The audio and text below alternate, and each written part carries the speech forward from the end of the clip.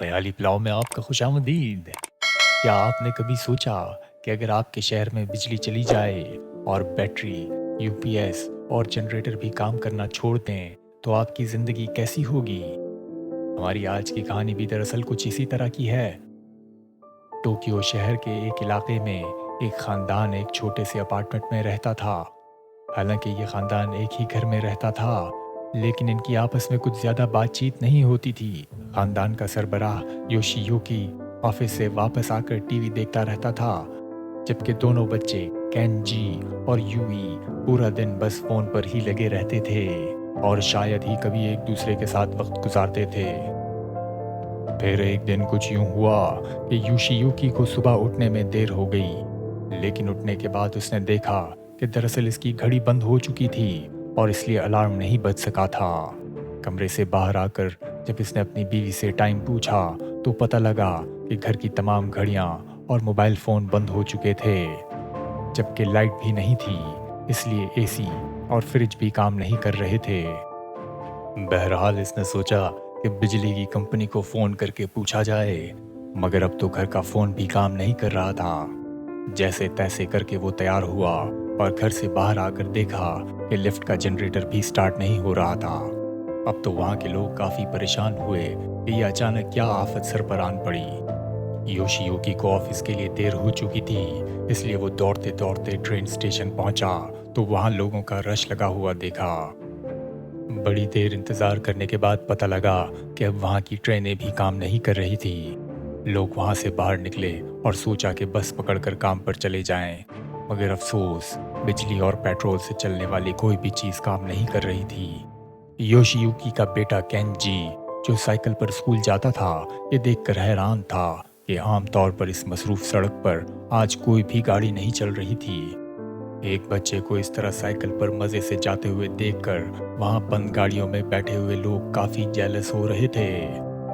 खैर योशियुकी जैसे तैसे करके ऑफिस तो पहुंच गया, मगर देखा कि बिजली से खुलने वाला दरवाजा भी बंद था। लोग एक दूसरे से टाइम पूछ रहे थे, लेकिन किसी को भी इल्म ना था कि इस वक्त क्या बज रहा था। कुछ देर इंतजार करने के बाद उन्होंने शीशे का दरवाजा तोड़ दिया और ऑफिस में दाखिल हो गए, मगर आज तो ऑफिस में कंप्यूटर भी काम नहीं कर रहे थे, जिसे देखकर उन्हें सख्त मायूसी हुई, क्योंकि जापान के लोग काम करने के काफी सख्त शौकीन होते हैं। दूसरी तरफ योशियुकी की बीवी अपने फ्लैट के बाहर खड़ी अपनी दोस्तों से इस तरह बिजली गायब होने के बारे में बात कर रही थी। अब उन्होंने सोचा कि मार्केट से मोमबत्तियां ही खरीद लें। दरअसल उसकी बीवी सोच रही थी कि शायद रात के किसी पहर बिजली वापस आ जाए, लेकिन फिर भी वो उनके साथ मार्केट चली गई। वहां जाकर उसने देखा कि वहां बड़ा रश लगा हुआ था और हर कोई पीने का पानी और खाने पीने की चीजें खरीद रहा था। उसने भी ऐसा ही किया और फिर एक लंबी लाइन में लग गई। वहां कैशियर ने ऐलान किया कि मशीनें तो चल नहीं रही, इसलिए अब वो सिर्फ कैश ही लेंगे। ये सुनकर कुछ लोग अपने पास लगी एटीएम में जाने लगे ताकि पैसे निकाल सकें, मगर एटीएम भी तो बिजली से ही चलते थे, इसलिए वो बेचारे कुछ ना कर सके। दूसरी तरफ योशियुकी का बॉस उन्हें छुट्टी दे देता है, क्योंकि वो लोग बिजली के बगैर कोई काम नहीं कर सकते थे। ये तमाम हालत देखकर वो ऑफिस से बाहर निकला और घर जाते हुए एक साइकिल की दुकान पर रुक गया। साइकिल की कीमतें सुनकर उसके होश उड़ गए, मगर फिर भी उसने वो साइकिल खरीद ही ली। घर वापस पहुंचकर इन बेचारों ने मोमबत्ती की रोशनी में खाना खाया। केंजी बाथरूम गया तो पता लगा नलके से पानी गायब। उसे हैरत हुई कि पानी का बिजली से क्या लेना देना। बहरहाल खाने के बाद बच्चे अपने अपने कमरों में चले गए, मगर बगैर बिजली और बगैर इंटरनेट के तो उनका वक्त जैसे थम सा गया था। फिर जिंदगी में पहली बार वो सब एक साथ मिलकर बरामदे में आए तो उन्होंने आसमान के तारों से आती खूबसूरत रोशनी को देखा, जो शहर की रोशनी की वजह से आज से पहले कभी नजर ना आती थी। इसी तरह बगैर बिजली के 3 दिन गुजर गए। अब तो इनकी और उनके मकान की हालत काफी खराब होने लगी थी। पानी ना होने की वजह से हर तरफ गंदे कपड़ों का ढेर लग चुका था, जबकि गंदे बर्तन किचन में मुंह चढ़ा रहे थे। अगले दिन योशियुकी दोबारा काम पर गया तो उनके बॉस ने कहा कि जब तक बिजली वापस ना आए आपको काम पर आने की जरूरत नहीं। योशियुकी कहने लगा कि बगैर काम के हम अपने खानदान का ख्याल कैसे रखेंगे, तो उनके बॉस कहने लगा کہ اگر حالات اسی طرح رہے تو جلد ہی ان کے شہر میں پینے کے پانی اور خوراک کی قلت ہو جائے گی۔ یہ سن کر یوشیوکی کافی گھبرا جاتا ہے۔ وہاں سے باہر نکلتے ہوئے اس نے دیکھا کہ اس کا باس اپنی بیوی بچوں کے ساتھ شہر سے نکل کر اپنے گاؤں کی طرف جانے کی تیاری کر رہا تھا۔ اب تو وہ کافی مایوس ہوا، مگر نہ جانے کیوں اسے اب بھی امید تھی کہ سب کچھ دوبارہ ٹھیک ہو جائے گا۔ وہیں گھر کے پاس اس کی بیوی جب پینے کا پانی بھرنے ایک ٹینک کے پاس پہنچی تو دیکھا وہاں بھیڑ لگی ہوئی تھی، لیکن آج وہاں پینے کا پانی بھی ختم ہو چکا تھا، اس لیے ان تمام لوگوں کو خالی ہاتھ مایوس لوٹنا پڑا۔ دوسری طرف یوشیوکی جب کچھ رقم نکالنے بینک جاتا ہے تو دھکے کھا کر خالی ہاتھ واپس لوٹ آتا ہے، اور اسی طرح ایک ہفتہ گزر جاتا ہے اور بجلی واپس آنے کا دور دور تک نام و نشان نظر نہیں آتا۔ اب آہستہ آہستہ وہاں کے لوگ دیہی علاقوں میں منتقل ہو رہے تھے، اور اس لیے ان کے خاندان نے بھی ایسا ہی کرنے کا فیصلہ کیا۔ اگلے دن انہوں نے اپنا اپنا سامان باندھا اور سائیکلوں پر وہاں سے نکل پڑے۔ یوشیوکی نے اپنی بیوی کو اپنے ساتھ بٹھا لیا، جبکہ بچے اپنی اپنی سائیکل چلانے لگے۔ راستے میں چند دکانوں پر انہوں نے پانی کی قیمت پوچھی تو ان کے چھکے چھوٹ گئے۔ راستے میں ایک جگہ رک کر انہوں نے کھانا کھایا اور دوبارہ چل نکلے۔ آخر کار وہ ایک ایئرپورٹ پہنچ جاتے ہیں تاکہ وہاں سے جہاز پکڑ کر اپنی بیوی کے گاؤں جا سکیں، لیکن ان کی اس امید پر بھی پانی پھر گیا، کیونکہ اب ایئرپورٹ سے تمام پروازیں منسوخ کر دی گئی تھیں۔ اب ان بیچاروں کے پاس اس کے سوا کوئی اور چارہ نہیں تھا، اس لیے انہوں نے قریب ہی ایک ہوٹل میں رات گزارنے کا پروگرام بنایا۔ ان کی اس حالت کا فائدہ اٹھاتے ہوئے ہوٹل کے مالک نے قیمتیں ڈبل کر دیں، لیکن ان بیچاروں نے منہ مانگی قیمت ادا کر کے وہاں رات گزارنے کا فیصلہ کر لیا۔ رات کو ان کی بیٹی نے کہا کہ ہمیں واپس ٹوکیو چلنا چاہیے، کیونکہ وہ گاؤں وہاں سے کافی دور تھا، لیکن یوشیوکی نے کہا کہ اب نہ وہاں پر کھانا بچا ہے اور نہ ہی پانی، اس لیے وہاں واپس جانا بے سود ہے۔ اگلے دن دونوں بچے قریب موجود ایک کتاب کی دکان پر گئے تاکہ وہ اس گاؤں تک پہنچنے کا کوئی نقشہ تلاش کریں، جبکہ ان کے والدین نے شراب کی 2 بوتلیں بیچ کر کھانے پینے کا کچھ سامان اور ایک سائیکل خرید لی، اور اسی طرح دوبارہ اپنی منزل کی طرف روانہ ہو گئے۔ کچھ گھنٹوں بعد وہ ایک ہائی وے پر پہنچے تو دیکھا کہ ان کی طرح ہزاروں لوگ شہر سے باہر جا رہے تھے۔ رات کو وہ ایک جگہ آرام کرنے لگے۔ بچوں کو پانی پیتا ہوا دیکھ کر جب ایک آدمی نے ان سے پانی مانگا تو انہوں نے یہ کہہ کر ٹہلا دیا کہ یہ ان کی آخری بوتل ہے، اس لیے وہ اسے نہیں دے سکتے، اور اس طرح کھانا کھانے کے بعد وہ وہیں پر لیٹ گئے۔ اگلے دن دوبارہ سے اپنا سفر شروع کرتے ہیں تو ان کا گزر ایک لمبی اور تاریک سرنگ سے ہوتا ہے، لیکن خوش قسمتی سے ان کی ملاقات ایک بوڑھی عورت سے ہو جاتی ہے جو انہیں وہ سرنگ پار کرنے میں مدد کرتی ہے۔ اسی طرح چلتے چلتے 16 دن گزر جاتے ہیں اور وہ ایک دریا کے کنارے پہنچ جاتے ہیں۔ اب ان کی پانی کی آخری بوتل بھی ختم ہو چکی تھی۔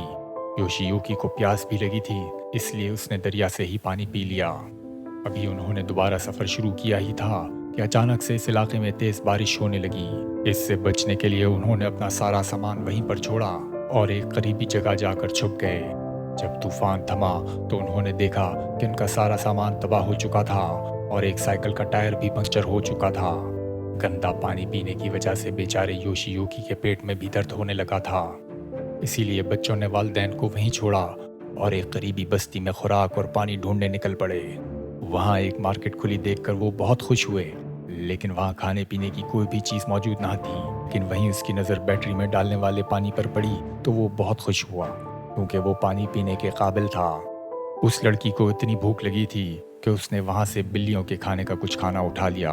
اس دن ان بیچاروں نے وہی کھا کر اپنا گزر بسر کیا، جبکہ اس لڑکے نے فون کے کور کو استعمال کر کے ٹائر کا پنچر لگایا اور یوں دوبارہ اپنی منزل کی طرف رواں دواں ہو گئے۔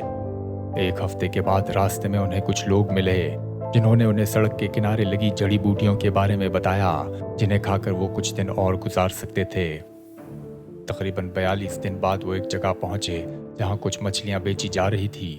وہ دوڑ کر اس لائن میں لگ گئے، لیکن ان کی باری آتے آتے سارا کا سارا کھانا ختم ہو گیا۔ یوشیوکی نے وہاں موجود آدمی کے پیر بھی پڑے، مگر اب تو کچھ کھانا بچا ہی نہ تھا۔ بہرحال اسی طرح بھوک سے نڈال وہ بیچارے دوبارہ اپنی منزل کی طرف نکل پڑے۔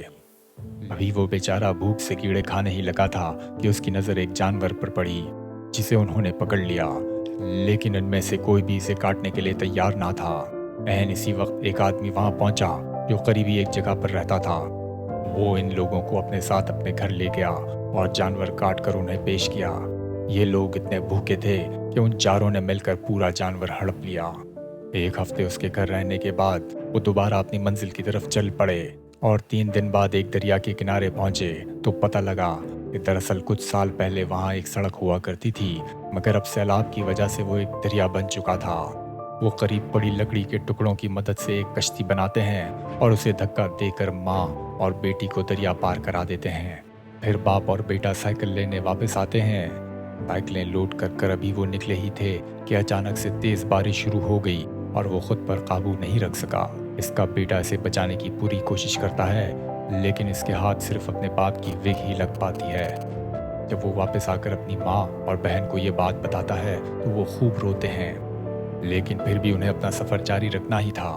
इसीलिए वो बगैर योशियुकी के और बगैर साइकिलों के पैदल ही सफ़र पर रवाना हो गए। चलते चलते वो एक पुरानी रेल की पटरी पर आ गए, लेकिन वहीं पर कुछ आवारा कुत्तों ने उन पर हमला कर दिया, जिसकी वजह से उनकी माँ वहां गिर गई और उसकी टांग टूट गई।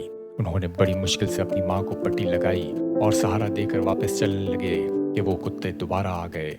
लेकिन अभी उन्होंने हमला किया भी ना था कि उनकी किस्मत जाग गई और इस पटरी पर पुराने ज़माने की भाप से चलने वाली एक ट्रेन आन पहुंची, जिसे देखकर इनकी जान में जान आई। ड्राइवर ने उन्हें ट्रेन में बिठा लिया। ट्रेन में मौजूद लोगों ने उन्हें पानी दिया और उसकी माँ की मरहम पट्टी भी की।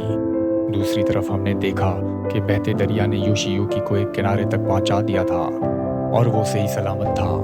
वो वहां से उठकर एक ट्रक के पास पहुंचता है। कुछ देर बाद अपने करीब ही उसने एक ट्रेन को गुजरते हुए देखा तो उसने सोचा कि शायद मेरी कोई मदद को आ जाए। इसने ट्रक में मौजूद एक धुएं की टॉर्च निकाली और ट्रेन को सिग्नल दिया। इसकी किस्मत अच्छी थी, इसलिए इसका इशारा देखकर ट्रेन रुक गई और फिर इसे भी ट्रेन में सवार करा लिया गया और यूं आहिस्ता आहिस्ता वो ट्रेन उन्हें उनकी मंजिल तक ले गई। वहाँ बरसों के बाद अपने वालिद से मिलकर योशियुकी की बीवी बहुत खुश हुई और फिर वो लोग वहीं पर रहने लगे। इस तरह अब कागोशीमा नामी इस खूबसूरत गांव में रहते हुए उन्हें 2.5 साल गुजर चुके थे, मगर बिजली अब भी ना आई। लेकिन वो लोग वहाँ पर हंसी खुशी जिंदगी गुजार रहे थे और अब उन्हें वहाँ रहने की आदत सी हो गई थी। लेकिन एक दिन जब वो सो रहे थे कि अचानक से अलार्म बजने लगे, बल्ब जलने लगे और फ़ोन बज उठे।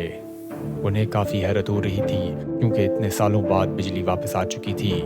फिर कुछ अरसे के बाद वो वहाँ से अपने शहर टोक्यो लौट जाते हैं। फिर उन्हें पता लगता है कि ये सब कुछ दरअसल सूरज से निकलने वाले एक ख़तरनाक शोले की वजह से हुआ था। लेकिन कुछ लोग समझते थे कि शायद ये किसी दहशतगर्द तंजीम का काम था। बहरहाल अब बिजली वापस आ चुकी थी, लेकिन इस वाक़े ने इस शहर के लोगों को छोटी छोटी चीज़ों की कदर करना सिखा दी थी और इस मुश्किल वक्त को गुजारने की वजह से योशियुकी की फैमिली भी एक दूसरे से काफ़ी करीब आ चुके थे और अब वो एक दूसरे का काफ़ी ख्याल रखने लगे थे।